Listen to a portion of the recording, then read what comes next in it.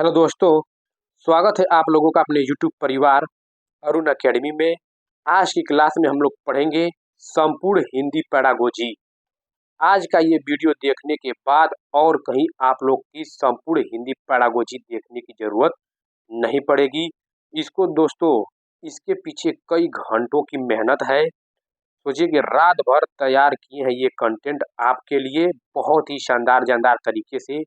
जितनी भी एक-एक पॉइंट है, एक-एक पॉइंट आप लोग मिस मत करिएगा, क्योंकि हर एक एग्ज़ाम में एक-एक पॉइंट ट्रेंड किया हुआ प्रश्न लेकर हम उठाए हैं। सब के सब एक पूरी की पूरी इस महामैराथन में ये हम ख़त्म कर लेंगे। इस वीडियो को देखने के बाद आपकी हिंदी पैडागोजी सॉल्व हो जाएगी और कहीं देखने की ज़रूरत नहीं पड़ेगी, क्योंकि जो एक-एक पॉइंट, हर एक पॉइंट बहुत ही इम्पोर्टेंट है, मिस मत करिएगा। ठीक है दोस्तों, देरी नहीं करते हैं, स्टार्ट करते हैं। देखिए, भाषा अधिगम एवं भाषा अर्जन होता क्या है, उसके बारे में हम लोग देख लेते हैं। लैंग्वेज लर्निंग एंड एक्विजिशन बहुत ही शानदार तरीके से, बहुत ही हर एक पॉइंट बहुत ही इम्पोर्टेंट है। देखिए, भाषा अर्जन एक ऐसी प्रक्रिया है जिसके अंतर्गत बच्चा अपने आस-पास के वातावरण, परिवार में रहकर भाषा को सीखता है। क्या करता है? बच्चा अपने आस-पास वातावरण, परिवार में रहकर भाषा सीखता है। भाषा अर्जन में यही है कि कहीं भी चट्टी-चौराहे कहीं भी सीख सकता है। समाज से कहीं भी, वातावरण किसी भी जगह अपने माता-पिता, परिवार से जो बच्चा भाषा सीखता है, वही भाषा अर्जन कहलाती है। इसको किसी औपचारिक की साधन नहीं होती है, वह दूसरों का अनुकरण करके भाषा को सीखता है, यानी कि दूसरों से कॉपी करके भाषा सीखता है, यही भाषा अर्जन कहलाती है। यह एक प्राकृतिक प्रक्रिया है, वेरी इम्पोर्टेंट। कई बार ये क्वेश्चन ट्रेंड किया हुआ है, ये पॉइंट ट्रेंड किया हुआ है कई बार एग्जामों में कि प्राकृतिक प्रक्रिया कौन सा अधिगम है, अधिगम भाषा अधिगम या भाषा अर्जन है। तो ये प्राकृतिक प्रक्रिया ये भाषा अर्जन के अंतर्गत आएगा। इसमें कोई भी औपचारिक साधन की आवश्यकता नहीं पड़ती है। यह एक प्रकार से मातृभाषा या क्षेत्रीय भाषा होती है। ये भी कई बार ट्रेंड किया हुआ प्रश्न है कि भाषा अर्जन निम्न में से है, तो मातृभाषा या क्षेत्रीय भाषा।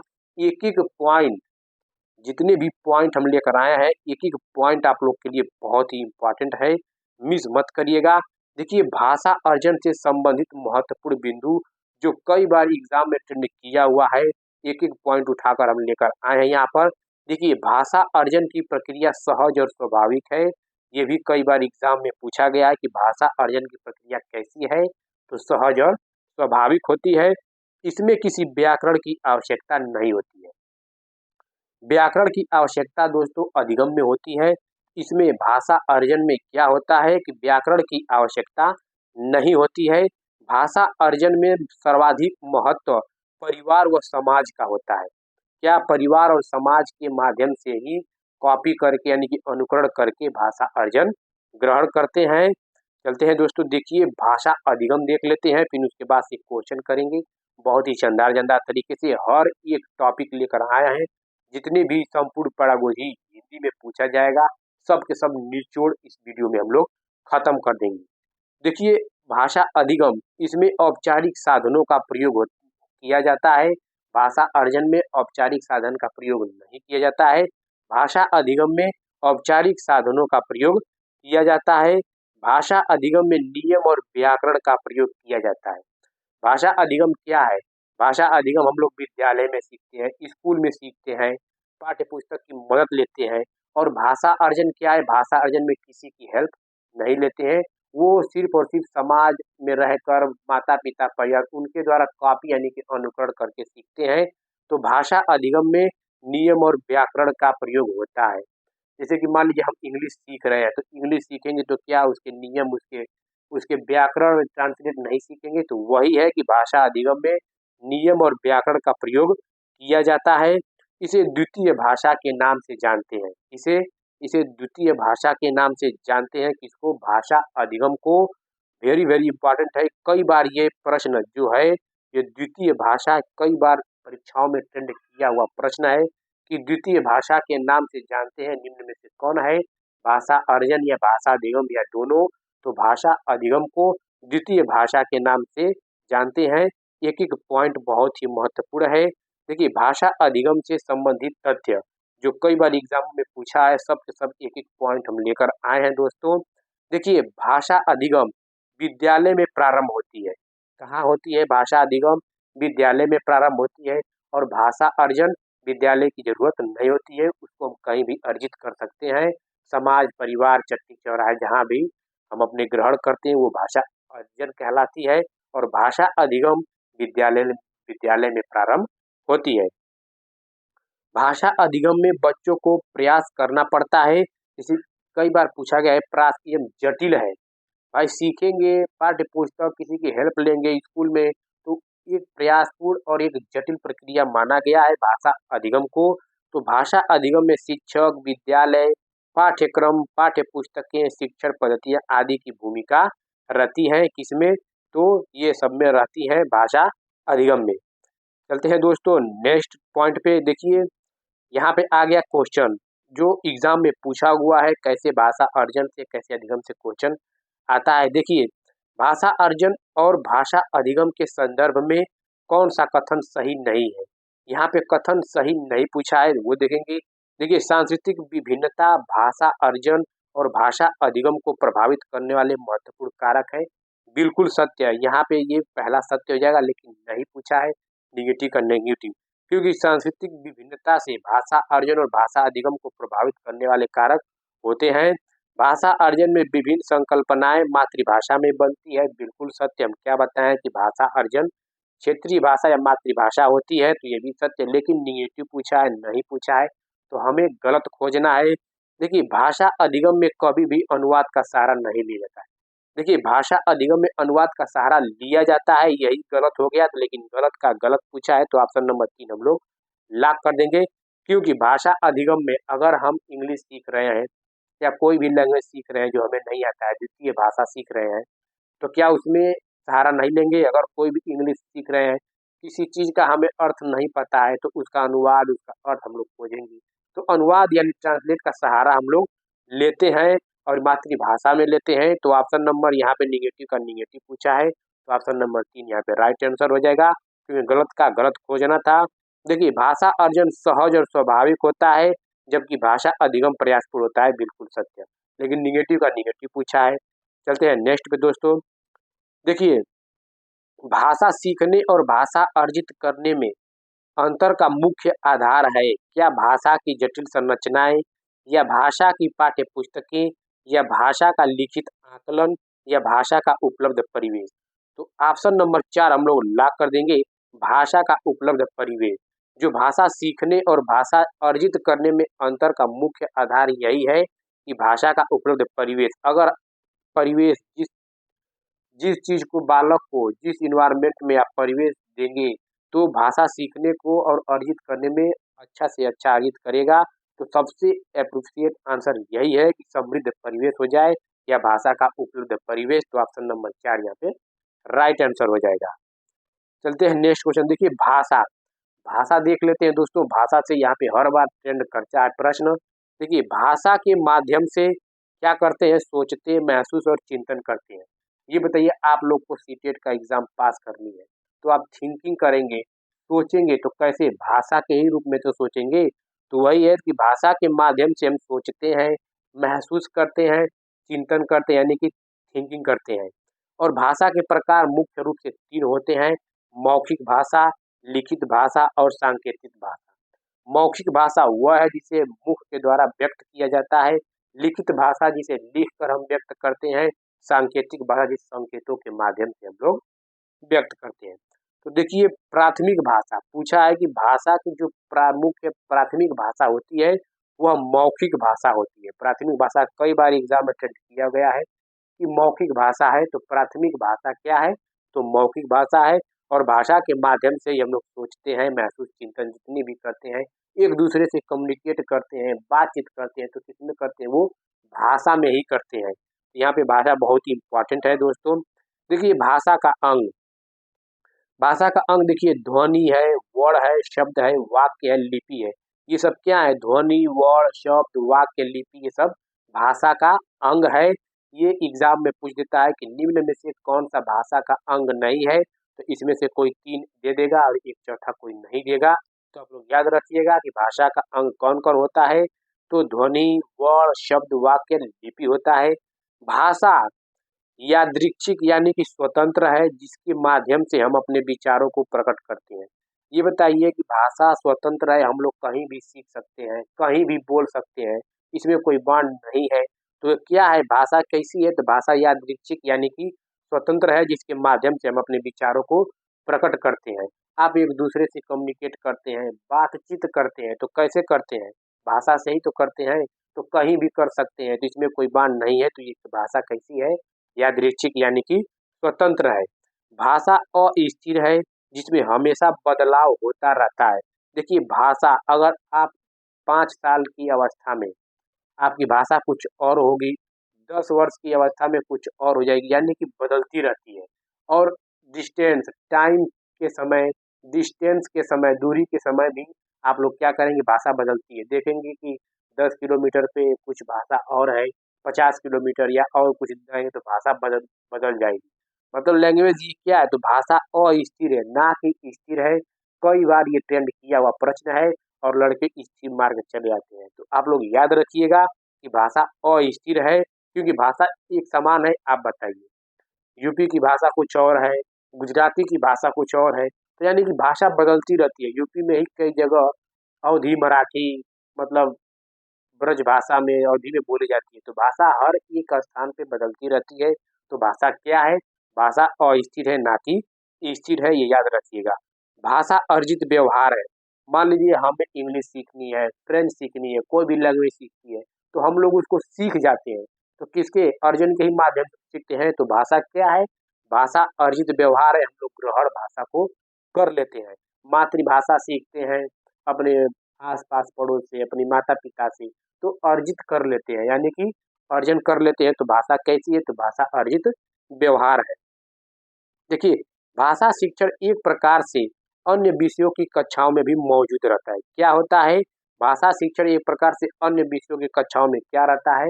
मौजूद रहता है। मान लीजिए आप लोग को मैथ सीखना है, मैथ, अब क्लास में मैथ पढ़ रहे हैं, साइंस पढ़ रहे हैं, सोशल साइंस पढ़ रहे हैं, तो क्या भाषा के माध्यम से ही तो पढ़ रहे हैं? तो हर एक अन्य विषयों की कक्षाओं में भाषा क्या रहती है? तो मौजूद रहती है। भाषा शिक्षण की अवधारणा, देखिए भाषा शिक्षण की अवधारणा क्या है? मौन अवधि। मौन अवधि, मान लीजिए कि आप लोग क्लास में बैठे हैं, आप लोग को टीचर बता रहे हैं कि आप लोग ये पढ़िए, चुपचाप कोई टॉपिक दे दिए, आप लोग मौन अवधि में पढ़ रहे हैं। तो जो मौन अवधि में आप लोग पढ़ रहे हैं, तो किसके थ्रू पढ़ रहे हैं? भाषा के ही थ्रू तो पढ़ रहे हैं। तो वही है, एक चुनौतीपूर्ण अवधि। मान लीजिए टीचर आप लोग के क्लासरूम में कोई टास्क दे दिए, मान लीजिए कोई पुलिस का रोल दे दिए, 2 लोग में कि आप पुलिस है, पुलिस की तरह बातचीत करिए। या आप वकील हैं, 2 लोग को खड़ा करा दिए, वकील है, वकील को बात करने के लिए बोल दिए। तो वकील अपना जो वक्ता दिखाते हैं, बोलते हैं, कैसे? तो उसमें किस माध्यम से करते हैं? भाषा के माध्यम से ही तो करते हैं। तो वही है चुनौतीपूर्ण अवधि। बोधगम्य निवेश। देखिए बोधगम्य निवेश क्या है? एक चरण आगे या एक चरण ऊपर होता है। मतलब अपने लेवल से, जितनी बच्चे का ये लेवल है, उस लेवल से अधिक या एक चरण आगे या एक चरण ऊपर की लेवल उसे दिया जाता है। तो वही बोधगम्य निवेश कहलाता है। और बोधगम्य निवेश सिद्धांत किसने दिए थे? तो स्टीफन क्रेशन दिए थे। लैंग्वेज से जितने हैं वो महत्वपूर्ण मनोवैज्ञानिक भी हम लोग पढ़ेंगे दोस्तों, बहुत ही शानदार शानदार तरीके से। भाषा के साथ संलग्नता, बच्चे अलग अलग उद्देश्यों के लिए भाषा का प्रयोग और सीखते हैं।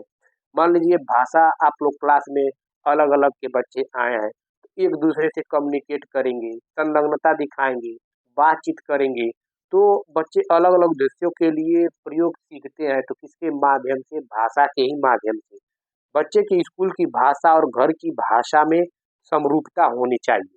मान लीजिए बच्चे की मातृभाषा हिंदी, क्षेत्रीय भाषा जो भी हो, स्कूल में जाएँगे तो उस मातृभाषा, बच्चे की जो घर की भाषा है, उसको स्कूल में समरूपता होनी चाहिए। ये नहीं कि जो घर की भाषा है उसको आप दबा दें, नहीं। तो क्या होनी चाहिए? तो बच्चों की भाषा और घर की भाषा में समरूपता होनी चाहिए, आपको दबाना नहीं है। देखिए भाषा विकास व्यक्ति सापेक्ष होती है। देखिए most most important, very very important, इसको लगा लीजिएगा। भाषा विकास व्यक्ति सापेक्ष होता है, ना कि निरपेक्ष होता है। कई बार एग्जाम में अटेंड किया गया है, प्रश्न है और बहुत लड़के निरपेक्ष मार के चले जाते हैं। तो आप लोग याद रखिएगा कि भाषा विकास व्यक्ति सापेक्ष होती है, ना कि निरपेक्ष।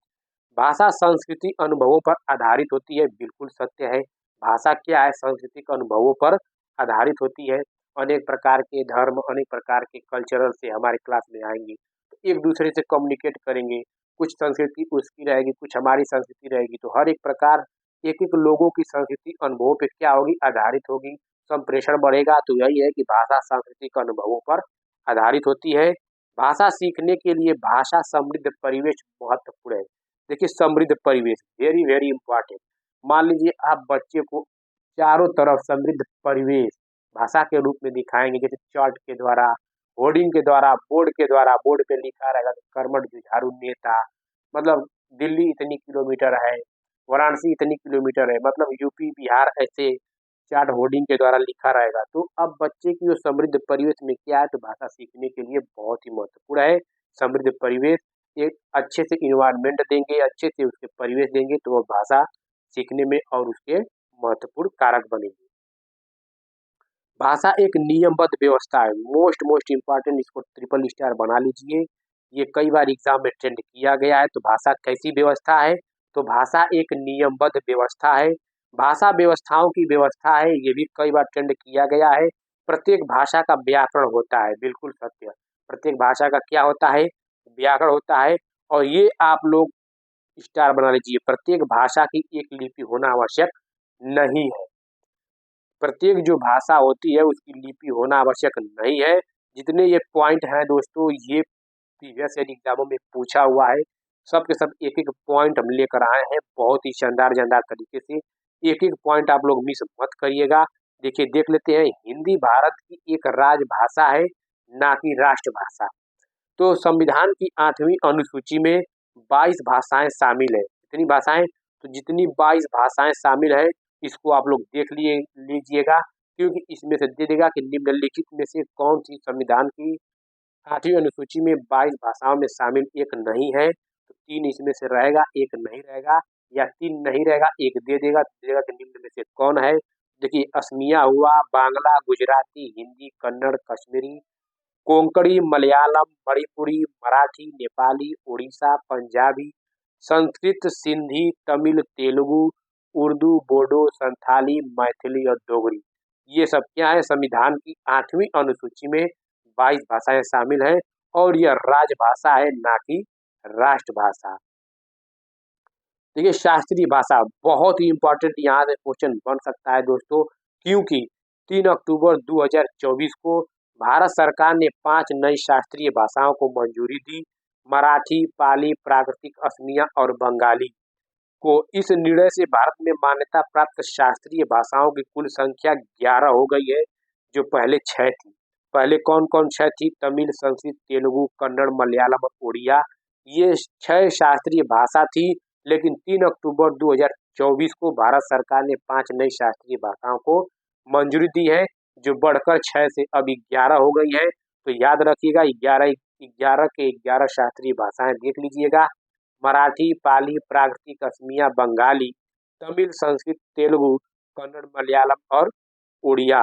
ये सब क्या है? ये 11 शास्त्रीय भाषाएं हैं।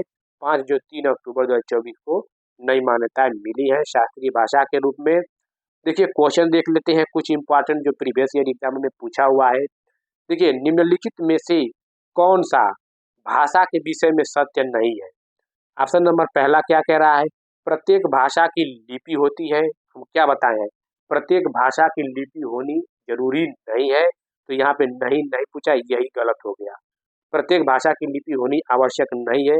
भाषा के लिए लिपि आवश्यक नहीं है, बिल्कुल ये सत्य है, लेकिन पहला ही हम लोग का लॉक हो जाएगा ऑप्शन, क्योंकि नहीं का नहीं पूछा है, निगेटिव का निगेटिव। प्रत्येक भाषा का व्याकरण होता है, बिल्कुल सत्य है। भाषा प्राथमिक रूप से मौखिक होती है। देखिए, क्या बताया कि भाषा जो है प्राथमिक रूप से क्या होती है? मौखिक होती है। कितने 3 प्रकार की होती है मौखिक भाषा? प्रयोग के आधार पर मौखिक, लिखित, सांकेतिक, और प्राथमिक रूप से मौखिक भाषा होती है। तो ऑप्शन नंबर पहला लॉक कर देंगे हम लोग, प्रत्येक भाषा की लिपि होती है। ये गलत हो जाएगा, क्योंकि आवश्यक नहीं है दोस्तों। देख लेते हैं नेक्स्ट क्वेश्चन क्या कह रहा है। भाषा विकास के संदर्भ में कौन सा कथन सही नहीं है? देखिए सही नहीं है यहाँ पे पूछा है। भाषा विकास व्यक्ति निरपेक्ष है। हम क्या बताएं हैं कि भाषा विकास व्यक्ति सापेक्ष है, ना कि निरपेक्ष। यही गलत हो गया और गलत का गलत ही पूछा है, तो हम लोग पहले ही ऑप्शन लॉक कर देंगे। देख लेते हैं, बड़ों का संपर्क भाषा विकास की गति को तीव्र कर देता है। बिल्कुल सत्य। अगर आप किसी बड़ों के साथ संप्रेषण करेंगे, कम्युनिकेट करेंगे, बातचीत करेंगे, तो आपकी जो भाषा विकास है क्या होगी? गति की तीव्र हो जाएगी। एक अच्छे शब्द संपदा आप लोग को अच्छे मिलेगा। तो ये सत्य है बिल्कुल। भाषा विकास व्यक्ति सापेक्ष है, बिल्कुल सत्य है। प्रारंभिक भाषाई परिवेश की समृद्ध भाषाई विकास में सहायक होती है, बिल्कुल। यानी कि निगेटिव का निगेटिव पूछा है, तो पहला ही हम लोग का लॉक हो जाएगा। चलते हैं दोस्तों नेक्स्ट पे। देखिए, भाषा के साथ संलग्नता से क्या आशय है? देखिए क्या बताए हैं, संलग्नता से हम यही बताए हैं कि शिक्षार्थी भिन्न भिन्न उद्देश्यों के लिए भाषा का प्रयोग करते और सीखते हैं। तो ऑप्शन नंबर 4 यहाँ पे राइट आंसर हो जाएगा। भाषा के साथ संलग्नता से आशय यही है कि शिक्षार्थी भिन्न भिन्न उद्देश्यों के लिए भाषा का प्रयोग करते और सीखते हैं। देखिए, संविधान की 8वीं अनुसूची में शामिल है। क्या बताएं कि आप लोग 22 भाषाएं जो है याद रखिएगा, और शास्त्रीय भाषाएं जो 11 है वो भी देख लीजिएगा।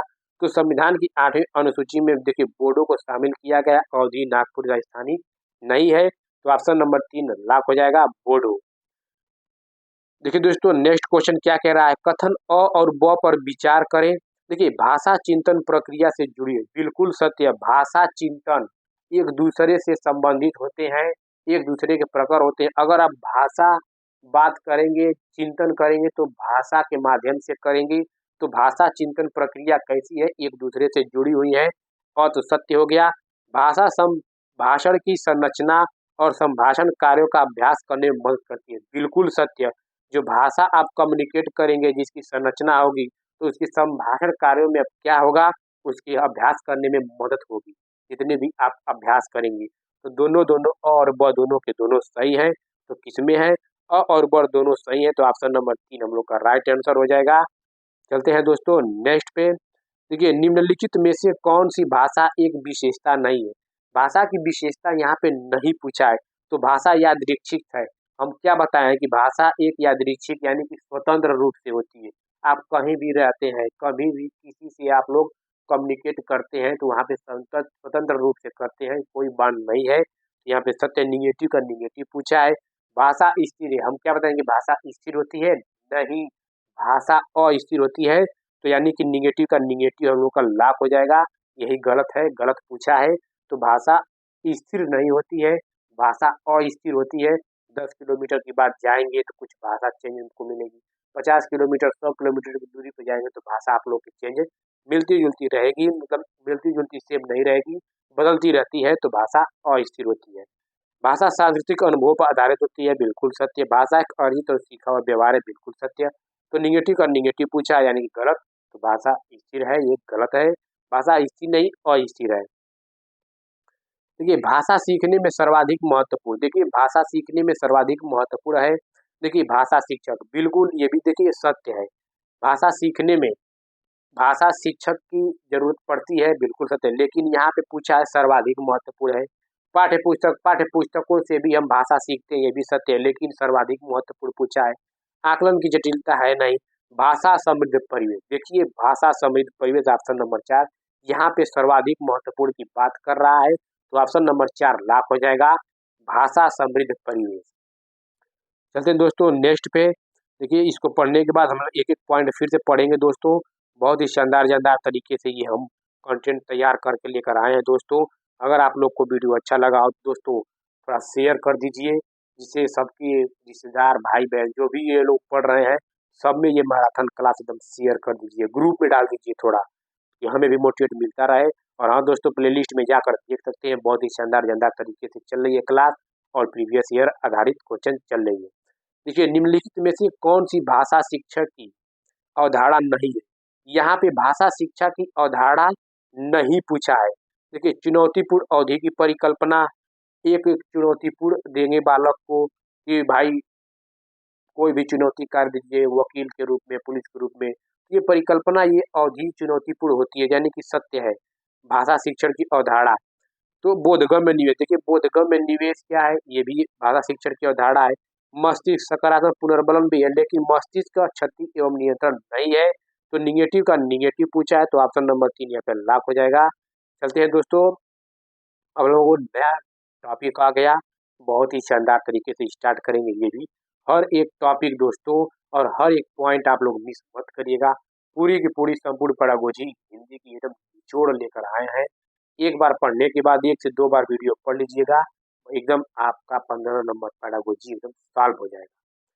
देखिए भाषा कौशल यानी कि लैंग्वेज स्किल, देखिए अभिव्यक्तात्मक कौशल और ग्रहणात्मक कौशल। देखिए कौशल 4 प्रकार की होती हैं, कौन कौन, बोलना, सुनना, लिखना, पढ़ना। तो अभिव्यक्तात्मक कौशल, मान लीजिए हम बोल रहे हैं, बोलने के साथ साथ लिख रहे हैं, क्या बोलने के साथ साथ मान लीजिए हम लिख रहे हैं, बोलने के साथ साथ हम लिख रहे हैं, तो ये अभिव्यक्तात्मक कौशल यानी कि प्रोडक्टिव स्किल के अंतर्गत आएगा। और ग्रहणात्मक कौशल यानी कि आप लोग सुन रहे हैं और जो हम लिख रहे हैं वो आप लोग पढ़ रहे हैं। तो जो सुन रहे हैं और पढ़ रहे हैं वो ग्रहणात्मक यानी कि रिसेप्टिव स्किल कहलाता है, और जो व्यक्त की जाती है बोलकर लिखकर वो अभिव्यक्तात्मक कौशल कहलाती है। देखिए इम्पॉर्टेंट यहाँ पे मोस्ट इम्पॉर्टेंट यह है, भाषा शिक्षण के लिए आवश्यक चारों कौशल परस्पर एक दूसरे से अंतः संबंधित होते हैं। जो बोलना, लिखना, सुनना, पढ़ना है, यह चारों के चारों कौशल परस्पर एक दूसरे से क्या होते हैं, जुड़े होते हैं, यानी कि अंतः संबंधित होते हैं।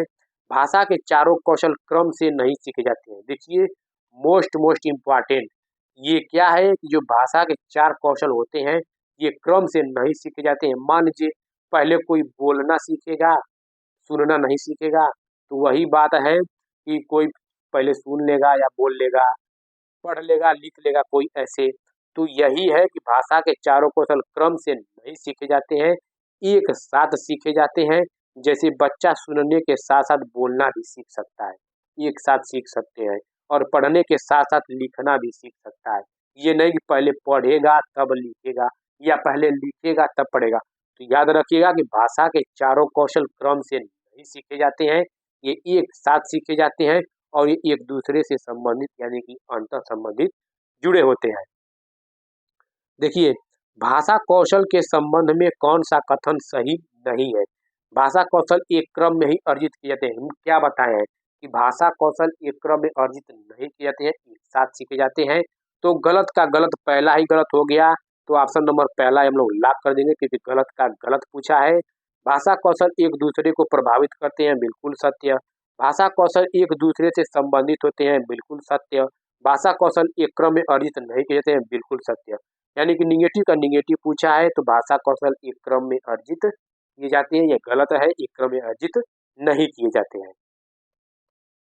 देखिए उपचारात्मक चीजें हर बार ये किसी भी ईवीएस में, मतलब एसएसटी में भी, पैडागोजी कहीं भी, सीडीपी, मतलब ये उपचारात्मक शिक्षण से एक प्रश्न दे देता है। तो आप लोग देखिएगा। देखिए उपचारात्मक शिक्षण निदानात्मक परीक्षण के बाद आता है। क्या आता है?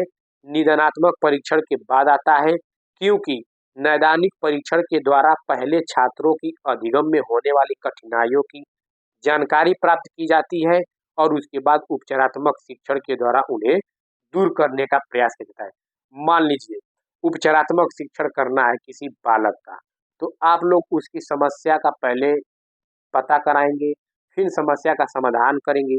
तो जो समस्या उसकी है, बालक की समस्या की पहचान करेंगे, तो समस्या का पहचान करना निदानात्मक परीक्षण कहलाता है। और उस समस्या को पहचान कर उस समस्या का समाधान निकालना या समाधान कर देना, वो उपचारात्मक शिक्षण कहलाता है। मान लीजिए एक कोई बालक बीमार है, वो डॉक्टर के पास जा रहा है, तो क्या डायरेक्ट उपचारात्मक शिक्षण करेगा? नहीं, पहले उस रोगी को पहचानेगा कि कौन सी बीमारी है उस बालक को, तब जाके उसका उपचार करेगा। तो जब उस बीमारी को पहचानेगा तो वही निदानात्मक कहलाएगा, और जब उसका उपचार यानी कि समाधान कर देगा तो वही उपचारात्मक कहलाएगा। तो निदानात्मक के बाद जो उपचारात्मक कहलाती है शिक्षण के द्वारा, वही दूर करने का प्रयास होता है, तो वही उपचारात्मक शिक्षण कहलाती है दोस्तों। देखिए उपचारात्मक शिक्षण की सफलता निर्भर करती है उपचारात्मक शिक्षण की सामग्री पर, या भाषिक नियमों के ज्ञान पर या समय व अवधि पर या समस्याओं के कारणों की सही पहचान पर। तो ऑप्शन नंबर 4 लाख हो जाएगा कि उपचारात्मक शिक्षण की सफलता निर्भर करती है किस पे?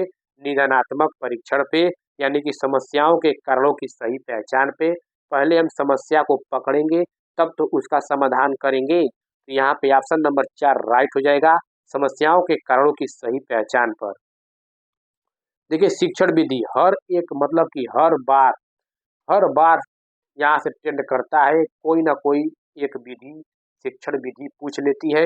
तो आप लोग याद रखिएगा। देखिए क्या है? व्याकरण अनुवाद विधि। देखिए व्याकरण अनुवाद विधि को शास्त्रीय विधि के नाम से भी जाना जाता है और इसे प्राचीन विधि के नाम से जाना जाता है। ये भी कई बार ट्रेंड किया हुआ प्रश्न है कि प्राचीन विधि किसे कहते हैं? तो व्याकरण अनुवाद विधि को। शास्त्रीय विधि किसे कहते हैं? तो व्याकरण अनुवाद विधि को या प्राचीन विधि को। इस विधि में दूसरी भाषा का व्याकरण पहले पढ़ाया जाता है। जैसे संस्कृत या इंग्लिश सिखाते समय हम उसका व्याकरण और उस नियम में बताकर भाषा की शिक्षा प्रदान करते हैं। इस विधि में बोलने की अपेक्षा देखिए लिखने और पढ़ने पर, देखिए शिक्षण विधि ये व्याकरण अनुवाद विधि में लिखने और पढ़ने पर जोर दिया जाता है, मतलब बोलने पर जोर नहीं दिया जाता है। इसीलिए तो इसे प्राचीन विधि कहते हैं। मान लीजिए जैसे कि हम बता रहे हैं, इसके क्या है कि रटे रटाया हुआ इस पे करते हैं। मान लीजिए किसी को इंग्लिश ग्रामर आप सिखा रहे हैं कि वह जा रहा है, वह मार्केट जा रहा है, बाजार जा रहा है, I am going to market, इसको मतलब ऐसे ही ट्रांसलेट करके व्याकरण सिखा दिए। और इसको लिखने और पढ़ने पे जोर दिया जाता है, बोलने पे नहीं। इसीलिए इसको बेकार विधि मानते हैं, इसीलिए ये क्या है? निगेटिव मानते हैं। तो इसमें लिखने और पढ़ने पर जोर देता है, बोलने पे नहीं देता है। तो व्याकरण अनुवाद विधि, अगर हम व्याकरण अनुवाद विधि भी अगर सीखते हैं तो इसमें ट्रांसलेट का उपयोग किया जाता है और इसे में भी मातृभाषा के रूप में भी सीखते हैं। तो लिखने और पढ़ने पे इसमें जोर देता है। और प्राकृतिक विधि देखिए सबसे बेस्ट विधि है। प्राकृतिक विधि सुनने और बोलने पर जोर देता है, ज्यादा से ज्यादा आप सुनो और बोलो। तो ये क्या है? ये दूसरी भाषा उसी तरह सीखेंगे जो अपनी मातृभाषा सीखते हैं। तो इस विधि में दूसरी भाषा को सिखाने के लिए सुनने और बोलने पर जोर दिया जाता है और इस विधि को बेस्ट विधि माना गया है। देखिए व्याकरण अनुवाद विधि में नहीं है, देखिए व्याकरण अनुवाद विधि में नहीं है मातृभाषा द्वारा सिखाने को बढ़ावा देना। देखिए व्याकरण अनुवाद विधि में और प्राकृतिक अनुवाद विधि में मातृभाषा द्वारा ही सीखे जाते हैं। व्याकरण को महत्व देना, विद्यार्थियों के संप्रेषण कौशल का संवर्धन। देखिए व्याकरण अनुवाद विधि में नहीं है संप्रेषण कौशल, यानी कि प्राकृतिक विधि में सुनने और बोलने पर जोर दिया जाता है और ये बोलने पे जोर नहीं देता है व्याकरण अनुवाद विधि पे। इसमें लिखने और पढ़ने पे जोर देता है। तो गलत का गलत पूछा है, तो ऑप्शन नंबर 3 यहाँ पे राइट आंसर हो जाएगा। चलते हैं नेक्स्ट पे। देखिए एक शिक्षक भाषा का अभ्यास कराने के लिए लक्ष्य भाषा में गहन मौखिक बातचीत का प्रयोग कर रहा है या रही है, इस विधि को किस रूप में जाना जाता है? देखिए मौखिक बातचीत यानी कि कम्युनिकेट यानी कि संप्रेषणात्मक की बात कर दी।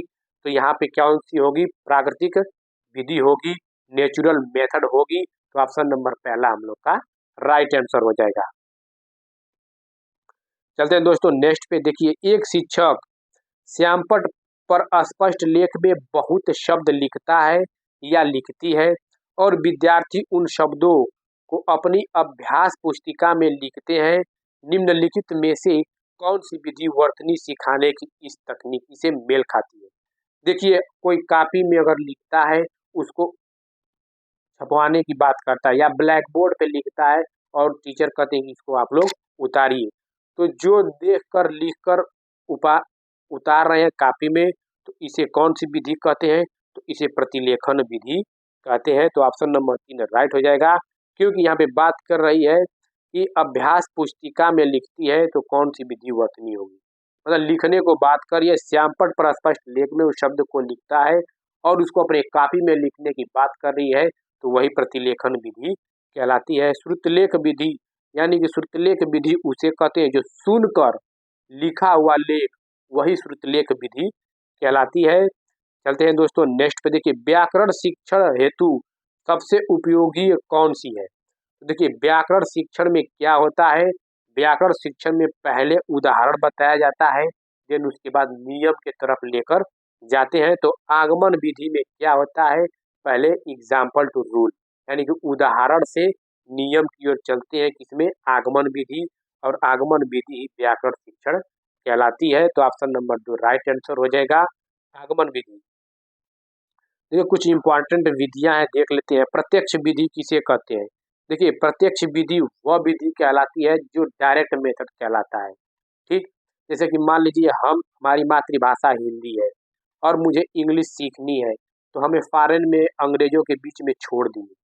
जब अंग्रेजों के बीच में छोड़ दिए तो अपनी मातृभाषा मध्यस्थ बनाए बिना, मतलब मातृभाषा को मध्यस्थ बनाए बनाए बिना ही इंग्लिश हम सीख गए, मतलब उतना नहीं सीख पाएंगे बट कुछ तक सीख गए, वही प्रत्यक्ष विधि कहलाती है। अपनी मातृभाषा को मध्यस्थ बनाए बिना ही सीखना दूसरी भाषा, वही प्रत्यक्ष विधि डायरेक्ट मेथड कहलाती है। आगमन विधि, आगमन विधि में पहले एग्जाम्पल बताया जाता है तब रूल, यानी कि उदाहरण से नियम की तरफ चलते हैं। निगमन विधि में पहले रूल बताया जाता है तब एग्जाम्पल, यानी कि नियम से उदाहरण की तरफ चलते हैं निगमन विधि में। अनुकरण विधि, अनुकरण विधि वह कहलाती है जो कॉपी के, किसी के माध्यम से हम कॉपी कर लिए। जैसे मान लिया माता पिता से हम अपनी भाषा सीखे हैं, क्षेत्रीय भाषा, मातृभाषा, तो कॉपी करके अनुकरण के माध्यम से सीखे हैं। व्याख्यान विधि, देखिए ये बड़े क्लासों में होता है, ये व्याख्यान विधि, ये प्राइमरी जूनियर में नहीं होता है, ये निगेटिव माना गया है, तो ये गलत हो जाएगा। भाषा संसर्ग विधि, भाषा संसर्ग विधि यह है कि अनेक प्रकार की भाषाओं का समृद्ध परिवेश हो, शब्द संपदा बढ़े, वही भाषा संसर्ग विधि कहलाती है। देखिए क्वेश्चन देख लेते हैं। राधिका 7वीं कक्षा में पढ़ाती हैं, वह बच्चों को नाम संबंधी कुछ उदाहरण देती हैं, फिर संज्ञा के बारे में समझाती हैं। राधिका द्वारा प्रस्तुत विधि है। देखिए पहले वो उदाहरण बताती हैं, फिर संज्ञा के नियम यानी कि रूल बताती हैं, तो कौन सी विधि होगी, एग्जाम्पल, यानी कि एग्जाम्पल टू रूल चल रहा है, यानी कि उदाहरण से नियम की तरफ जाएगा, तो आगमन विधि बताया है। तो ऑप्शन नंबर 3 यहाँ पे राइट आंसर हो जाएगा, आगमन विधि, क्योंकि पहले उदाहरण फिर संज्ञा के उसके नियम बताएं। भाषा सीखने की कौन सी विधि मातृभाषा को मध्यस्थ बनाए बिना दूसरी भाषा को सीखने में सहायक होती है? तो हम क्या बताएं, डायरेक्ट मेथड, यानी कि प्रत्यक्ष विधि में अपनी मातृभाषा को मध्यस्थ बनाए बिना दूसरी भाषा को हम सीखने में सहायक होती है, तो वही प्रत्यक्ष विधि यानी कि डायरेक्ट मेथड कहलाती है। देखिए कक्षा कक्ष में बहुभाषिकता एक संसाधन के रूप में, जो कक्षा कक्ष में जो बहुभाषिकता है इसे एक संसाधन के रूप में लेंगे, ना कि एक बाधक के रूप में लेंगे। जहां बहुभाषिकता की बात की जाए वहां एक आप लोग संसाधन के रूप में लेंगे। बहुभाषिक कक्षा विद्यार्थियों के शब्द भंडार में वृद्धि करती है। जैसे मान लीजिए अनेक प्रकार के बालक उसमें आएंगे, किसी की भाषा अलग होगी मातृभाषा, किसी की मातृभाषा अलग होगी, तो कन्नड़ वाला तेलुगु से बातचीत करेगा, हिंदी मराठी से बात करेगा, अनेक प्रकार की वहाँ पे जो बहुभाषिकता देखने को मिलेगी, तो उसके शब्द संपदा में क्या होगी, वृद्धि होगी। तो वही है कि बहुभाषिक कक्षा विद्यार्थियों के शब्द भंडार में वृद्धि करती है। बच्चे अपने विचारों को अपनी मातृभाषा में सहज रूप से व्यक्त करते हैं, जिससे उन्हें उनके मौखिक कौशल का विकास होता है। यहाँ पे बहुभाषिकता को एक संसाधन के रूप में लेंगे, ना कि एक बाधक के रूप में। बहुभाषिकता का गुण बच्चों में रचनात्मकता का विकास करने में सहायक होता है। जितने भी ये पॉइंट है दोस्तों मिस मत करिएगा, बहुत ही इंपॉर्टेंट पॉइंट है। कक्षा में विभिन्न भाषाओं का प्रयोग करना सांस्कृतिक आदान प्रदान का भी माध्यम है। भिन्न भिन्न भाषाओं के प्रयोग करने से सभी छात्रों को एक दूसरे की भाषा समझने का अवसर मिलता है। वह अपनी मातृभाषा का सम्मान करने के साथ ही दूसरों की भाषा एवं संस्कृति का सम्मान करना सीखते हैं। जितने भी पॉइंट है दोस्तों एक भी पॉइंट मिस मत करिएगा, बहुत ही इंपॉर्टेंट है। बहुभाषिक क्षमता संज्ञानात्मक वृद्धि, सामाजिक सहिष्णुता, विस्तृत चिंतन और बौद्धिक उपलब्धियों को स्तर को बढ़ाती है। इसलिए भाषाओं को विद्यालयों में एक संसाधन के रूप में प्रयोग किया जा सकता है। हम क्या बताए हैं, इनको सब जितने भी अलग अलग की संस्कृति अलग अलग के कल्चर के आएंगे तो उनकी भाषाओं को एक संसाधन के रूप में लेंगे, ना कि एक समस्या या बाधक के रूप में लेंगे। देखिए, भाषा के संबंध में कौन सा कथन सही नहीं है। यहाँ पे निगेटिव पूछा है। भारत की भाषिक विविधता एक जटिल चुनौती है, बिल्कुल ये सत्य है। बहुभाषिकता बच्चे की अस्मिता का निर्माण करती है, बिल्कुल सत्य, लेकिन निगेटिव पूछा है। भाषाएं आपस में संपर्क संवाद करती है, बिल्कुल सत्य। देखिए, भाषागत विविधता एक समस्या, हम क्या बताए हैं कि जो भाषागत विविधता होती है यानी कि बहुभाषा, उसको एक संसाधन के रूप में लेंगे, ना कि बाधक, ना कि समस्या के रूप में। तो ऑप्शन नंबर चौथा लॉक कर देंगे, क्योंकि निगेटिव का निगेटिव पूछा है तो हमें गलत खोजना था दोस्तों। देखिए, भाषा शिक्षण में मूल्यांकन, मूल्यांकन देख लेते हैं, बहुत ही इंपॉर्टेंट है। देखिए, मूल्यांकन होता क्या है। सीखने सिखाने की निश्चित अवधि के बाद बच्चों की वास्तविक उपलब्धि स्तर को जांचना मूल्यांकन कहलाता है। अगर बच्चे कितना सीख गए हैं तो वही सीखने सिखाने की एक निश्चित अवधि के बाद, जैसे कि मान लीजिए अर्धवार्षिक हुआ, वार्षिक अर्धवार्षिक के बाद आप लोग बच्चे की मूल्यांकन कर रहे हैं, वार्षिक के बाद आप परीक्षा ले रहे हैं, तो वही है कि सीखने सिखाने के निश्चित अवधि के बाद बच्चों की वास्तविक उपलब्धि स्तर को जांचना मूल्यांकन कहलाता है। मान लीजिए आप सीटेट की एग्जाम की प्रिपरेशन कर रहे हैं, तो आप सीटेट का प्रैक्टिस कर रहे हैं, प्रीवियस ईयर सॉल्व कर रहे हैं, जितना आपका स्कोर आ रहा है तो आप एक अपने आप स्वयं से मूल्यांकन कर रहे हैं। और उसके बाद सीटेट का एग्जाम दिए, जितना स्कोर आया, तो वो सब एक क्या है कि वास्तविक उपलब्धि आपका स्तर निकल के आया कि हाँ मैं सीटेट में इतना नंबर आ गया, मैं पास हो गया, तो वही मूल्यांकन है। मूल्यांकन पठन पाठन प्रक्रिया का अभिन्न हिस्सा है। यह एक निरंतर चलने वाली प्रक्रिया है। मूल्यांकन कैसी प्रक्रिया है, तो निरंतर चलने वाली प्रक्रिया है। ये पॉइंट कई बार एग्जाम में पूछा हुआ है। आकलन और मूल्यांकन दोनों का उद्देश्य बच्चों की क्षमता, अनुभूति और अधिगम का मापन करना होता है। जितने भी ये पॉइंट है सब इम्पॉर्टेंट है दोस्तों। आकलन की प्रक्रिया मूल्यांकन करने के लिए की जाती है। क्या आकलन की प्रक्रिया क्या मूल्यांकन करने के लिए की जाती है, अर्थात आकलन मूल्यांकन के दौरान होने वाली प्रक्रिया है। मान लीजिए पढ़ाते पढ़ाते वक्त हम आप लोग का आकलन कर दिए टीचिंग लर्निंग प्रोसेस के दौरान, तो वही है। तो आकलन मूल्यांकन के दौरान होने वाली प्रक्रिया है। आकलन एक संक्षिप्त प्रक्रिया है और मूल्यांकन एक व्यापक प्रक्रिया है। आकलन के बाद मूल्यांकन किया जाता है। आकलन के बाद क्या किया जाता है, मूल्यांकन किया जाता है। मूल्यांकन कब किया जाता है, ये एग्जाम में पूछा है, तो आकलन के बाद मूल्यांकन किया जाता है। देखिए दोस्तों, भाषा की बच्चों की भाषा का आकलन करने के लिए उचित तरीके देख लेते हैं। जितने ये पॉइंट हम लेकर आए हैं, एक पॉइंट मिस मत करिएगा, ये सब के सब बहुत ही इंपॉर्टेंट पॉइंट है। देखिए, बच्चों द्वारा विभिन्न संदर्भों में भाषा प्रयोग के अवसर देना। जहां आप लोग को ये विभिन्न संदर्भ दिखे, पूरा के पूरे यहाँ पे एकदम बेस्ट पॉजिटिव है, मार दीजिएगा, एकदम सत्य हो जाएगा।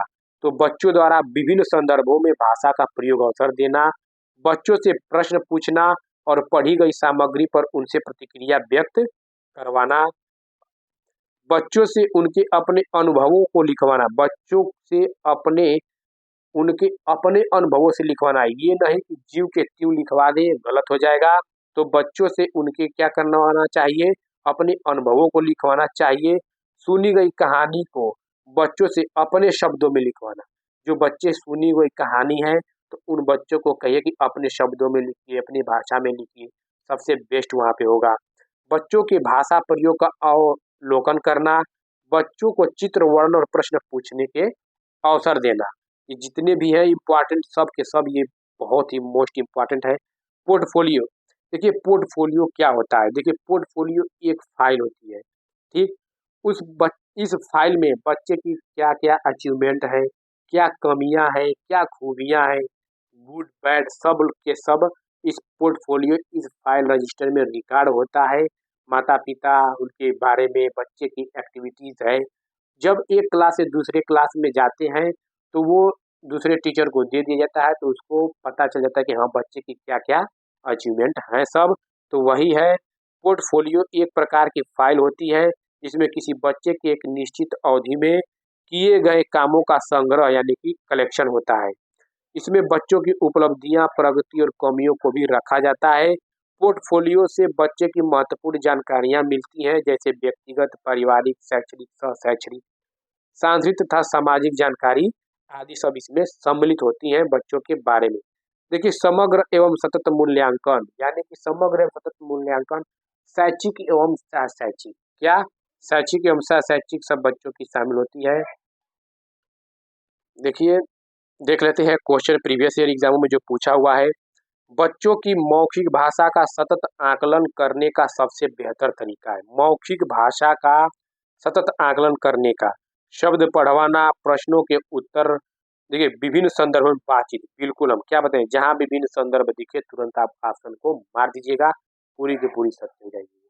तो विभिन्न संदर्भों में बातचीत करवाना, जैसे मान लीजिए अनेक प्रकार के संदर्भ में बातचीत करेंगे, कम्युनिकेट करेंगे, तो बच्चे की मौखिक भाषा क्या है उसका आकलन करने का सबसे बेहतर तरीका है। भाषा में सतत और व्यापक आकलन का उद्देश्य है वर्तनी की अशुद्धियों के बिना लिखने की क्षमता का आकलन, भाषा के व्याकरण का आकलन, भाषा के मौखिक और लिखित रूपों के लिए क्षमता का आकलन, यही है सतत एवं व्यापक आकलन, यानी कि शैक्षिक एवं सहशैक्षिक दोनों रूप से आ जाएंगी। तो भाषा के मौखिक और लिखित रूपों के प्रयोग की क्षमता का आकलन, ऑप्शन नंबर 3 राइट आंसर हो जाएगा। इनमें से प्राथमिक स्तर पर भाषा शिक्षण का कौन सा उद्देश्य अनिवार्य नहीं है। यहाँ पे उद्देश्य अनिवार्य नहीं पूछा है प्राथमिक स्तर पर भाषा शिक्षण का। तो विभिन्न संदर्भों में प्रयुक्त शब्दों के सही अर्थ ग्रहण करना। देखिए सही अर्थ ग्रहण करना, यहाँ पे क्या है, विभिन्न संदर्भ दे दिया, पॉजिटिव हो गया, लेकिन नहीं पूछा है विभिन्न संदर्भों में अपनी बात व्यक्त करने की कुशलता का विकास, ये भी सत्य है। भाषा के अलंकारिक प्रयोग, देखिए अलंकार, यहाँ पे प्राथमिक स्तर पे बच्चों को अलंकार से कोई मतलब लेना देना नहीं है, तो नहीं का नहीं पूछा है, तो ऑप्शन नंबर 3 यहाँ पे राइट आंसर हो जाएगा, क्योंकि गलत का गलत ही पूछा है। देखिए शिक्षण अधिगम सामग्री के प्रकार, यहाँ से हर एक बार यहाँ से ट्रेंड करता है, हर एक ईवीएस में चाहे किसी भी सब्जेक्ट में यहाँ से दे देगा। टाइप्स ऑफ टीएलएम क्या है, देखिए इंद्रियों के आधार पर 3 प्रकार की सामग्री होती है, श्रव्य सहायक सामग्री, दृश्य श्रव्य सहायक सामग्री और दृश्य श्रव्य सहायक सामग्री। तो एक एक करके हम लोग देख लेते हैं बहुत ही शानदार जानदार तरीके से। देखिए श्रव्य सहायक सामग्री, इस प्रकार की सामग्री से बच्चे सुनकर ज्ञान को अर्जित करते हैं। इसके उदाहरण जैसे रेडियो, टेप रिकॉर्डर, ग्रामोफोन, चलचित्र आदि। ये याद रखिएगा कि श्रव्य सहायक सामग्री मतलब सुनकर, तो रेडियो क्या है सुनकर, टेप रिकॉर्डर, ग्रामोफोन, चलचित्र, ये सब क्या है, ये श्रव्य सहायक सामग्री यानी कि सुनकर ज्ञान को अर्जित करते हैं। जैसे कि देख लीजिए ये रेडियो है, ये ग्रामोफोन है, ये लिंगवा फोन है, ये भाषा प्रयोगशाला। देखिए ये भाषा प्रयोगशाला, इसमें कान में लगाया जाता है, इसको सुनकर बहुत सी इसको दृश्य में मार देते हैं। तो ये याद रखिएगा जो भाषा प्रयोगशाला है वो श्रव्य सहायक सामग्री है। दृश्य सहायक सामग्री देख लेते हैं। इस प्रकार की सामग्री से बच्चे देखकर ज्ञान को अर्जित करते हैं, जैसे कि श्यामपट हुआ, बुलेटिन बोर्ड हुआ, फ्लैनिन बोर्ड, मानचित्र, ग्लोबल चित्र, रेखा चित्र, cartoon, model, poster, slide, film stick आदि। जैसे कि मान लीजिए श्यामपट, श्यामपट पे कुछ लिखते हैं दृश्य। फ्लैनल बोर्ड, जैसे कि मान लीजिए आप स्कूल में जाते हैं, उस पे नोटिस लिखी रहती है, सूचना लिखी रहती है, तो आप लोग देखकर उसको पढ़ते हैं, तो वही है। फिल्म स्टिक, फिल्म स्टिक भी एक क्या है, दृश्य सहायक सामग्री है। देखिए इंसाइक्लोपीडिया, ये भी क्या है, दृश्य। पत्र पत्रिकाएं, ग्लोब, ये सब क्या है, दृश्य सहायक सामग्री है। श्रव्य दृश्य सहायक सामग्री देख लेते हैं। इस प्रकार की सामग्री से बच्चे एक साथ सुनकर और देखकर ज्ञान को अर्जित करते हैं। इसकी वजह से मोबाइल फोन, टेलीविजन, कंप्यूटर, चलचित्र, जैसे टीवी हुआ, देखते भी हैं सुनते भी हैं, कंप्यूटर, नाटक, कठपुतली, ये सब क्या है, सुनकर और देखकर। देखिए कक्षा में शिक्षण सहायक सामग्री का उपयोग किया जाता है विशिष्ट अधिगम परिस्थितियां निर्माण के लिए, शिक्षक के बोझ को कम करने के, देखिए गलत हो जाएगा। कक्षा में अनुशासन, देखिए गलत हो जाएगा, शिक्षण में आवश्यक होने के नाते नहीं। ऑप्शन नंबर पहला लाख हो जाएगा, विशिष्ट अधिगम परिस्थितियां निर्माण के लिए। जितने भी दोस्तों हम अगर संपूर्ण पैडागोजी नहीं देखे हैं तो जाकर देख लीजिए। Positive text versus, negative text versus एकदम सब के सब खत्म कर दिए हैं बहुत ही शानदार जानदार तरीके से। एक बार संपूर्ण पैडागोजी मैराथन देख लीजिएगा, मजा आ जाएगा। देखिए दी गई सहायक सामग्री में शेष से भिन्न सहायक सामग्री चुनिए। क्या समाचार पत्र, टेलीविजन, पत्र पत्रिकाएं, बाल साहित्य। देखिए समाचार पत्र आप देखकर पढ़ रहे हैं, पत्र पत्रिकाएं, बाल साहित्य। टेलीविजन क्या है सुनकर, तो ऑप्शन नंबर 2 ये अलग है, तो टेलीविजन लॉक हो जाएगा। चलते हैं दोस्तों नेक्स्ट टॉपिक पे। देखिए बहुभाषिक कक्षा शिक्षण 3 भाषाओं यानी कि त्रिभाषा सूत्र की वकालत करता है। बहुभाषिक कक्षा, ये कई बार एग्जाम टेंड किया गया कि बहुभाषिक कक्षा शिक्षण कितनी भाषाएं सूत्र वकालत करता है, तो त्रिभाषा सूत्र की वकालत करता है। तो त्रिभाषा सूत्र के अनुसार स्कूल में पहली भाषा जो पढ़ाई जाती है वह मातृभाषा और क्षेत्रीय भाषा होती है। जब भी पढ़ाए जाएंगे तो मातृभाषा को, और कभी भी मातृभाषा को आप बाधक नहीं मानेंगे, कम नहीं करेंगे, मना नहीं करेंगे। आपको मातृभाषा क्षेत्रीय भाषा को सम्मान करना है। तो ऑप्शन नंबर 3 राइट आंसर हो जाएगा। देखिए खाली स्लेट या कोरी पट्टियां, ब्लैंक पेपर देख लेते हैं। कभी मान लीजिए बच्चे अगर कभी भी स्कूल में जाते हैं तो खाली स्लेट, कोरी पट्टियां, ब्लैंक पेपर होकर नहीं जाते हैं। वो अपने कुछ न कुछ लेकर जाते हैं, क्षेत्रीय भाषा, मातृभाषा को लेकर जाते हैं। पूर्व ज्ञान पर आधारित उनको करनी चाहिए। बच्चे विद्यालय आने से पहले भाषा के चारों कौशलों पर पूर्ण अधिकार रखते हैं। देखिए चारों को पूर्ण अधिकार रखते हैं, गलत हो जाएगा। अपनी भाषा की नियमबद्ध व्यवस्था की व्यवहारिक कुशलता के साथ आते हैं, बिल्कुल सत्य यही रहेगा। कभी भी बच्चे को कोरी स्लेट नहीं मानना है, असमर्थ नहीं है, समर्थ नहीं है ये भी नहीं मानना है। तो अपनी भाषा के नियमबद्ध व्यवस्था की व्यवहारिक कुशलता के साथ वो आते हैं, पूर्व ज्ञान लेकर आते हैं। देखिए अधिगम अक्षमता, लर्निंग डिसएबिलिटीज, यहाँ से क्वेश्चन हर बार पूछता है। डिसलेक्सिया, देखिए डिसलेक्सिया, देखिए लक्ष्य को लेक्स पढ़ रहा है, क्या लक्ष्य को लेक्स पढ़ रहा है, तो पढ़ने से संबंधित कठिनाई हो रही है। डिसग्राफिया, ग्राफ पे क्या होता है, लिखा जाता है, तो लिखने से संबंधित कठिनाई डिसग्राफिया में। डिसकैलकुलिया, कैलकुलिया यानी कि गणना इसमें आ रहा है, कैलकुलेटिंग साउंड आ रहा है, तो गणितीय गणना से संबंधित समस्या डिसकैलकुलिया कहलाती है। देखिए डिसमोर्फिया, भ्रम वाली स्थिति में मोर को क्या कर रहा है, मोर को मुर्गा समझ रहा है, तो डिसमोर्फिया मोर से मोर को मुर्गा समझ रहा है, तो भ्रम वाली स्थिति में आ गया, तो डिसमोर्फिया हो गया। डिसफेजिया यानी बोलने संबंधी, फेज माने फंस गया, फेज फंस गया, डिसफेजिया फेज फंस गया, बोलने से संबंधित विकार है। डिस्थीमिया, थीमिया, थी से तनाव, तनाव से संबंधित, ऐसे आप लोग याद रखिएगा, आप ऑप्शन देखते ही पुट कर लेंगे। देखिए डिसग्राफिया से बच्चों को मुख्य रूप से कठिनाई होती है। डिसग्राफिया, ग्राफ पे क्या करते हैं, लिखते हैं बच्चे, तो लिखने से संबंधित ऑप्शन पहला ही यहाँ पे लॉक हो जाएगा। देखिए एक होता है अधोमुखी प्रक्रिया, टॉप डाउन मॉडल, एक होता है bottom up model. Top down model, इसमें स्टूडेंट भाषा को समझने के लिए पिछले गान का पेड़, यानी कि ये है, ये टॉप से नीचे आ रहा है, यानी कि यहाँ पे टॉप है तो टॉप से नीचे, यानी कि टॉप डाउन मॉडल, यानी कि पीछे पीछे की जानकारी को प्राप्त करने के लिए आ रहा है, तो अधोमुखी प्रक्रिया टॉप डाउन मॉडल। ये बॉटम अप मॉडल, यानी कि नीचे से अप, यानी कि बॉटम से अप, यानी कि नीचे से ऊपर जानकारी लेने के लिए जा रहा है, यानी कि पीछे से आगे, तो ये बॉटम अप मॉडल हुआ। और टॉप डाउन मॉडल पिछले गान के प्रयोग कर रहा है, यानी कि ऊपर से नीचे आ रहा है, यानी कि आगे से नीचे पीछे जा रहा है, तो पूर्व ज्ञान को समेत कर रहा है। देखिए लेखन, लेखन देख लेते हैं।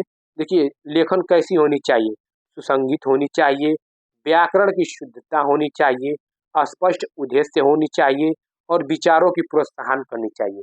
जो बालकों की विचार होती हैं उनको विचारों के दबानी नहीं चाहिए, उनके विचारों को प्रोत्साहन करनी चाहिए और रचनात्मकता के साथ होनी चाहिए। तो लेखन की प्रक्रिया का उपागम, जो लेखन का प्रक्रिया का उपागम होता है वो लिखने को लिखने से, मतलब लिखने को लिखने से वही लेखन का प्रक्रिया उपागम होता है। जब तक अब लिखेंगे नहीं तो लिखने से लिखने की प्रक्रिया वही होती है, वही लेखन उपागम होती है।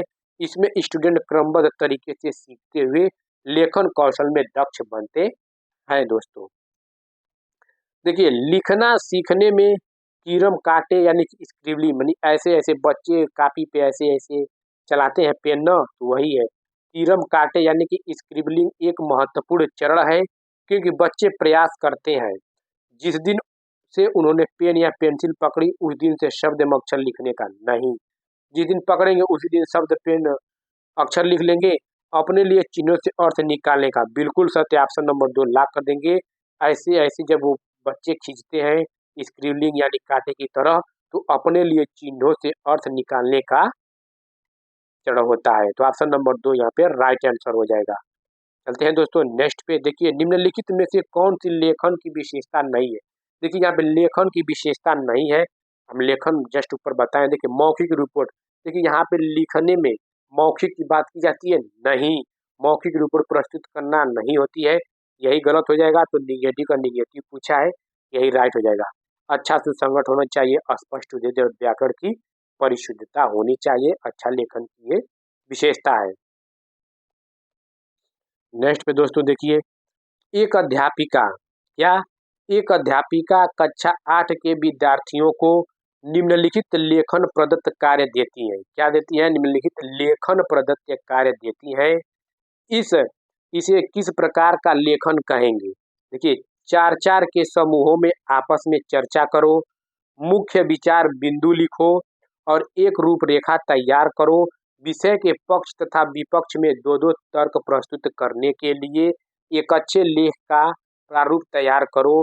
विषय है विद्यालय के शिक्षार्थियों के लिए ऑनलाइन है। देखिए यहाँ पे 2-2 तर्क की बात कर रही है, तर्क वितर्क करने की बात कर रही है, तो यहाँ पे कौन सी होगी? तो यहाँ पे तर्कमूलक लेखन होगा।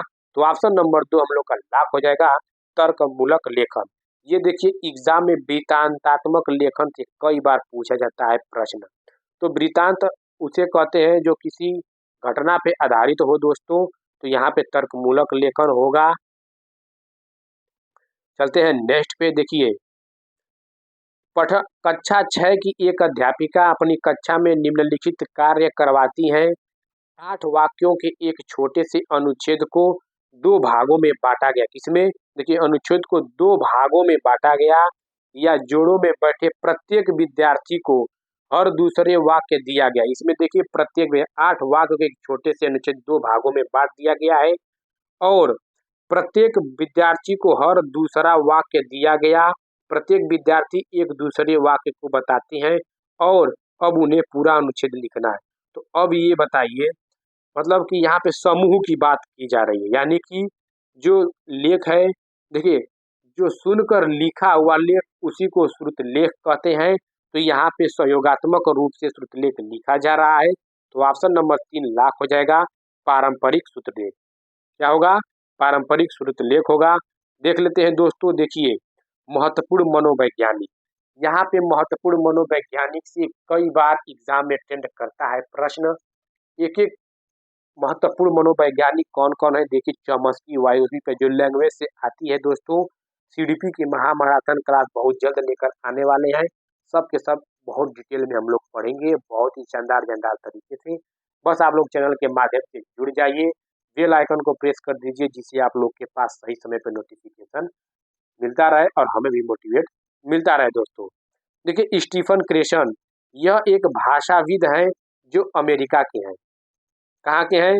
जो अमेरिका के हैं, ये भाषाविद हैं। इन्होंने सेकेंड लैंग्वेज एक्विजिशन का सिद्धांत दिए थे। क्या? सेकेंड लैंग्वेज यानी कि द्वितीय भाषा अर्जन का सिद्धांत किसने दिए? तो स्टीफन क्रेशन ने दिए। यह एक भाषाविद है और अमेरिका के मनोवैज्ञानिक हैं। जैसे कि मान लीजिए मातृभाषा तो हम लोग सीख ही लेते हैं, इनके कहने का मतलब यानी कि स्टीफन क्रेशन का कहने का मतलब यही है कि बच्चे तो मातृभाषा क्षेत्रीय भाषा तो सीख ही लेते हैं, अगर वो चाहें तो दूसरी भाषा भी अगर सीखते हैं तो वो अर्जन कर लेंगे, यानी कि ग्रहण कर लेंगे, यानी कि सीख जाएंगे।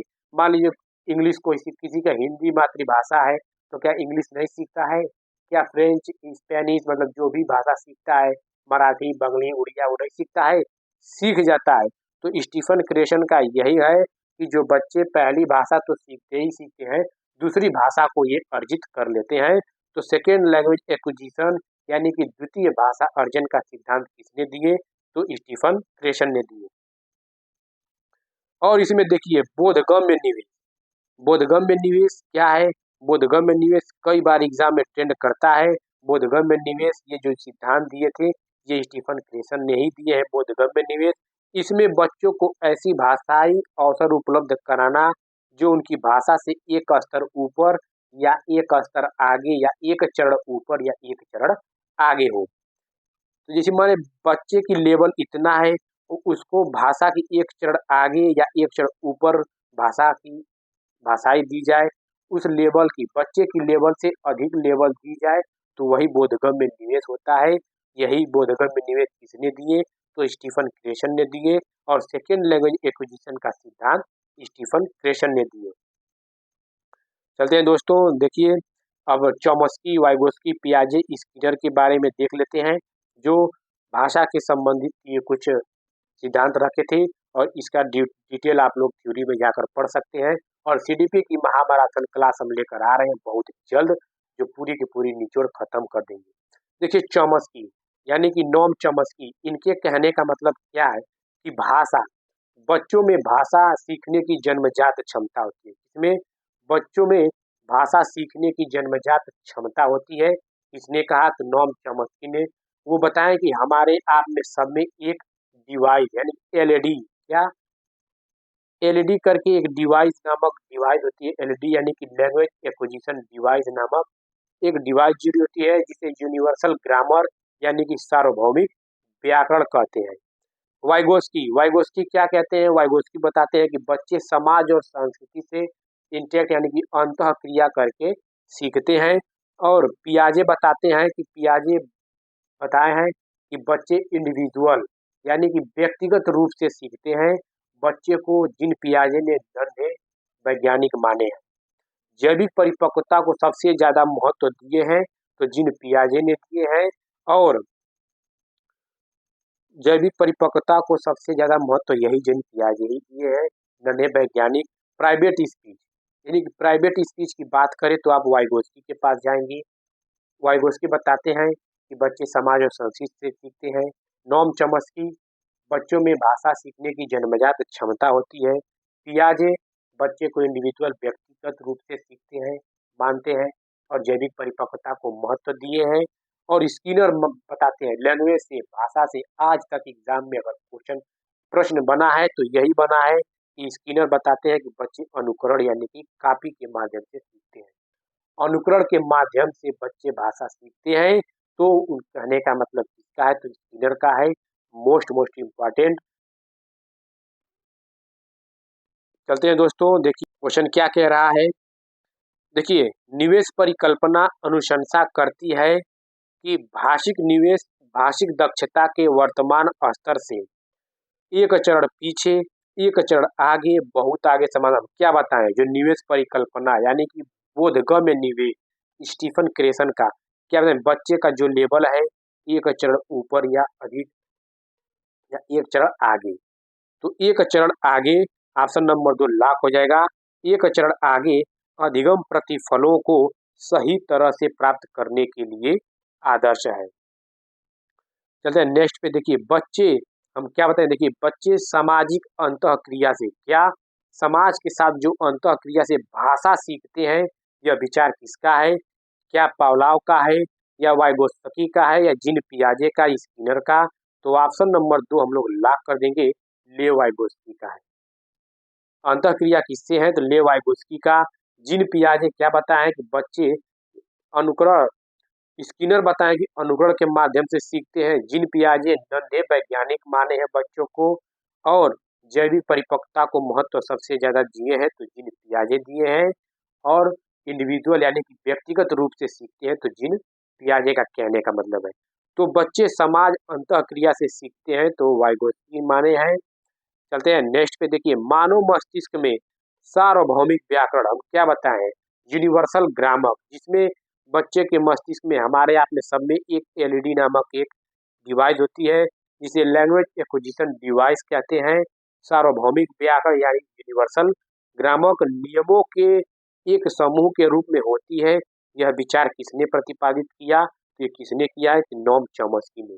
नोम चॉम्स्की क्या बताएं कि बच्चों में भाषा सीखने की जन्मजात क्षमता होती है। तो ऑप्शन नंबर 4 राइट आंसर हो जाएगा। देखिए स्किनर के अनुसार, स्किनर क्या बताएं, अंतःक्रिया किसने बताए हैं? भाषा सीखना एक अत्यंत जटिल प्रक्रिया है।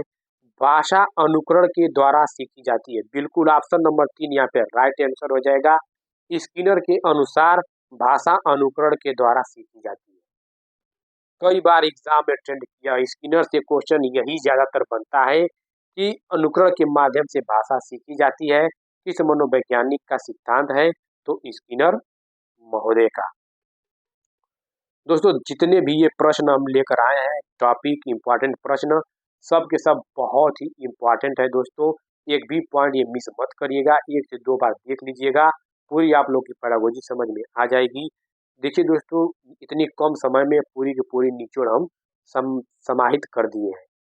और इसके पीछे दोस्तों ये नहीं कि हम उठे पढ़ा दिए अपलोड कर दिए, इसके पीछे दोस्तों बहुत मेहनत लगा है, कई घंटों की मेहनत है, पूरी की पूरी एक एक कंटेंट अच्छी तरह से तैयार किए हैं, तब जाके ये हम आप लोग को प्रोवाइड कर रहे हैं। थोड़ी सपोर्ट करिए, हमें भी दोस्तों हेल्प करिए, प्यार मोहब्बत बनाए रखिए। देखिए बोध प्रश्न होता क्या है? जो पाठ पढ़ाने के बाद जो लास्ट में पूछे जाते प्रश्न है वही बोध प्रश्न कहलाते हैं। प्रस्तुत पाठ के समझने में छात्र कहाँ तक सफल हुए यह जानने के लिए बोधात्मक प्रश्न पूछे जाते हैं। पाठ पढ़ाने के बाद पूछे जाते हैं ये प्रश्न, बोधात्मक प्रश्न पाठ पढ़ाने के बाद जो प्रश्न पूछे जाते हैं वही बोध प्रश्न यानी कि बोधात्मक प्रश्न कहलाते हैं। विकासात्मक प्रश्न विषय वस्तु व पाठ को विकसित करने के लिए विकासात्मक प्रश्न किए जाते हैं। पुनरावृत्त्यात्मक प्रश्न ऐसे प्रश्न शिक्षण पूरा होने के बाद विषय से संबंध किए जाते हैं ताकि विषय वस्तु का एक बार परीक्षण किया जा सके और पाठ सभी बच्चों को समझ में आया नहीं या टीचर को भी यह पता चल जाता है। तो पुनरावृत्ति यानी कि पुनः बार बार, तो वही पुनरावृत्ति प्रश्न। परिचयात्मक प्रश्न यानी कि परिचय कराया जाता है, परिचय से परिचयात्मक प्रश्न। देखिए सीटेट के एग्जाम में बोधात्मक प्रश्न इंपॉर्टेंट है, जो पाठ पढ़ाने के बाद पूछे जाते हैं ये कई बार पूछा जाता है। और सबसे इम्पोर्टेंट ये है कालांतरित प्रश्न, मौन पठन के बाद बच्चों से प्रश्न पूछे जाने वाले कालांतरित प्रश्न कहलाते हैं। कालांतरित प्रश्न मौन पठन के बाद जो पूछे जाते हैं प्रश्न वही कालांतरित प्रश्न कहलाते हैं। और एक बोध प्रश्न भी याद कर लीजिएगा कि पाठ पढ़ाने के बाद पूछे जो जाते हैं वही बोधात्मक या बोध प्रश्न कहलाते हैं। देखिए एक अध्यापिका लखनऊ पर पाठ पढ़ाती हैं, विद्यार्थियों द्वारा मौन पठन के पश्चात वह उनसे निम्नलिखित प्रश्न कराती हैं। क्या कराती है? निम्नलिखित। देखिए पढ़ने की जरूरत है आप लोग की नहीं, मौन पठन के पश्चात क्या आ गया ना कि मौन पठन के बाद जो प्रश्न पूछे जाते हैं वो कालांतरित प्रश्न कहलाते हैं। तो ये पढ़ने की जरूरत नहीं है, आप लोग को कीवर्ड मिल गया कि मौन पठन के पश्चात पढ़ने वाले प्रश्न जो किए जाते हैं वो कालांतरित प्रश्न कहलाते हैं। तो ऑप्शन नंबर 2 राइट आंसर हो जाएगा, कालांतरित प्रश्न। देखिए पढ़ने के प्रकार, स्कीमिंग रीडिंग, स्कैनिंग रीडिंग, गहन पठन। देख लेते हैं यहाँ से भी आता है पढ़ने के प्रकार से भी। देखिए स्कीमिंग रीडिंग, जब पाठक पाठ्य सामग्री का केंद्रीय भाव तथा सार, यहाँ पे कीवर्ड खोजिए, केंद्रीय भाव तथा सार खोजने के लिए तेजी से पढ़ता है, लेखक के उद्देश्य तथा लिखने की व्यवस्था को समझना चाहता है, तो यह प्रक्रिया स्कीमिंग रीडिंग के अंतर्गत आती है। जैसे न्यूज़पेपर पढ़ता है तो उसका भाव तथा सार खोजने के लिए क्या करता है? तेजी से पढ़ता है। तो स्कीमिंग रीडिंग देख लीजिएगा। स्कैनिंग रीडिंग, यहाँ पाठक किसी विशेष जानकारी को प्राप्त करने के लिए वाक्यों को जल्दी से पार करता है। क्या करता है? स्कैनिंग, विशेष जानकारी को प्राप्त करने के लिए वाक्यों को जल्दी से पार करता है, तो स्कैनिंग रीडिंग कहलाता है। गहन पठन में बारीकी से और समय लेकर पढ़ा जाता है, यहाँ पाठक को प्रत्येक शब्द का अर्थ समझना होता है। तो गहन पठन बारीकी और समय लेकर पढ़ा जाता है। देखिए क्वेश्चन है, जब पाठक पाठ्य सामग्री का क्या केंद्रीय भाव तथा सार खोजने के लिए तीव्रता से पढ़ता है, क्या भाव तथा सार पढ़ता है या पढ़ती है, और लेखक के उद्देश्य तथा लिखने की व्यवस्था को समझना चाहता या चाहती है, यह प्रक्रिया क्या कहलाती है? स्किमिंग रीडिंग, स्कैनिंग रीडिंग या गहन रीडिंग या विस्तार रीडिंग। तो भाव तथा सार खोजने के लिए स्किमिंग रीडिंग क्या कहलाती है? Skimming reading. देख लीजिए यहाँ पे भाव तथा सार खोजने के लिए तेजी से पढ़ता है तो स्किमिंग रीडिंग कहलाती है। देख लेते हैं, यहाँ से भी पूछता है क्वेश्चन, भाषा विकास की अवस्था क्रंदन, क्राइंग, अनुकुंजन, कोई बबलाना। देखिए जब बच्चा जन्म लेता है तो क्रंदन यानी कि क्राई रोने लगता है, जन्म के समय रोने लगता है। अनुकुंजन यानी कुइंग कम करता है, जब 2 से 3 महीने का बालक होता है तो अनुकुंजन यानी कि कुइंग करने लगता है। जब 12 महीने का होता है तो बबलाना बैबलिंग करने लगता है, स्वर और व्यंजनों में दा दा बा बा करने लगता है। 12 महीने की अवस्था में बबलाना बैबलिंग करने लगता है। तो देख लेते हैं बच्चे किस अवस्था के दौरान तरह तरह के अक्षरों को मिलाकर ध्वनियां निकालनी शुरू कर देती हैं, जैसे कि बा दा स्वर। क्या बताए थे कि बबलाने की अवस्था यानी कि बेबलिंग में। तो ऑप्शन नंबर 4 लॉक हो जाएगा दोस्तों, बबलाने की अवस्था। आई होप दोस्तों आप लोग को वीडियो अच्छा लगा हो। अगर अच्छा लगा हो तो चैनल को लाइक, सब्सक्राइब, शेयर, कमेंट कर दीजिए, जिससे हमें मोटिवेट मिलता रहे। हाँ दोस्तों, आप लोगों का बहुत बहुत धन्यवाद।